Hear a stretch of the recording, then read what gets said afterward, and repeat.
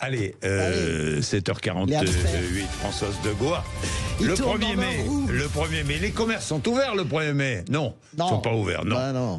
Non. Commerce de prêt-à-porter, non.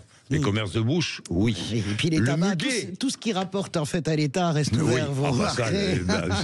Le tabac reste toujours ouvert. Le bar tabac, le café du coin est ouvert. Hein, ça, vous pouvez aller boire votre café ou prendre un demi de bière ce soir. À la fraîche. Le muguet, bien sûr, la fête des travailleurs le 1er mai. Et comme chaque année, c'est la journée des revendications. Ouais, avec deux images fortes aujourd'hui. Ah oui, deux images fortes. Normalement, c'est dans les présidentielles qu'on voit ça. Ça, les deux ambiances. À Narbonne d'abord, c'est Marine Le Pen et Jordan Bardella qui seront ensemble sur la photo.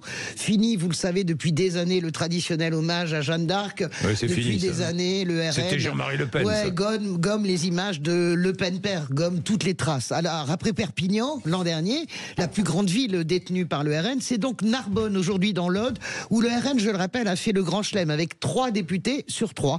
La photo, en fait, elle devait être belle, mais elle sera un peu étrange aujourd'hui, car ça n'est plus un ticket que nous aurons devant les yeux, c'est-à-dire la future présidente espérée, le Rassemblement national et le Premier ministre, mais en fait, on aura 2 candidats possibles, et c'est en ça que la photo est un peu étrange, et le malaise qui est désormais palpable au Rassemblement national, depuis que Marine Le Pen, condamnée, voit ses chances de concourir à peu près égales à 0, et que Jordan Bardella a séché son monde dimanche dans le Parisien en déclarant qu'il était prêt à lui succéder. Du coup, cette déclaration, ça somme le trouble. Vous avez cette photo qui sera un peu une photo de famille un peu hypocrite, ai-je envie de dire, celle que l'on prend avant que tout le monde s'engueule au dessert.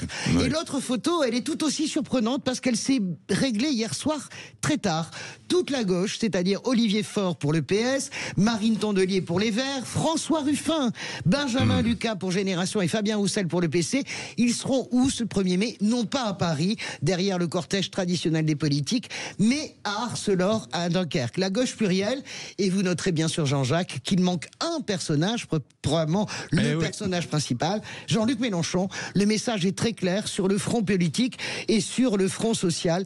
Le message est particulièrement clair. Eh bien, cette gauche-là qui se prend à rêver, unie pour 2027, un rêve de victoire qui est possible, même si le chemin est très étroit. Eh bien, cette gauche-là, elle dit à Jean-Luc Mélenchon, tu vois, toi tu es à Paris, et nous sommes ensemble réunis auprès d'ArcelorMittal, avec des revendications très claires. On rappelle que ArcelorMittal à Dunkerque, c'est 600 emplois directs menacés, et la gauche demande évidemment à l'État d'intervenir. Donc, 2 images, 2 ambiances nord-sud, un 1er mai inédit, je vous le disais, car généralement, ce genre de combat d'images, ça se déroule pendant une présidentielle, on a l'impression que le temps s'accélère. Et ce 1er mai, c'est aussi un défi sécuritaire. Ah oui, bien sûr, ça Bruno Retailleau l'a dit, et Laurent Nunez, parce que même s'il y a 250 cortèges partout en France, c'est bien sûr le cortège de Paris qu'on va regarder, parce que c'est toujours un défi. Vous vous souvenez, Jean-Jacques, c'était dingue, hein, les 1er mai sous tension qu'on a vécu en 2018, vous vous souvenez de cette image délirante, 1500 Black Blocs en tête de cortège,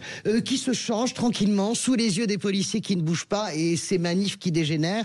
En 2019 aussi, nous étions en pleine crise des Gilets jaunes, des violences, des images extrêmement violentes. Donc aujourd'hui, tout a été fait pour que ça ne déborde pas.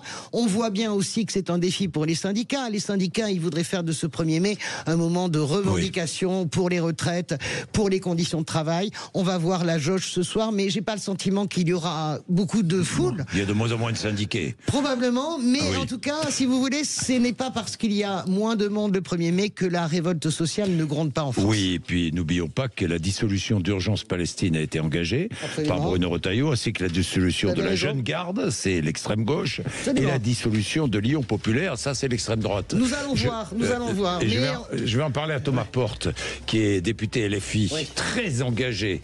Il sera là à 8h30. Merci François. Mon cher ami. Il est 7h52.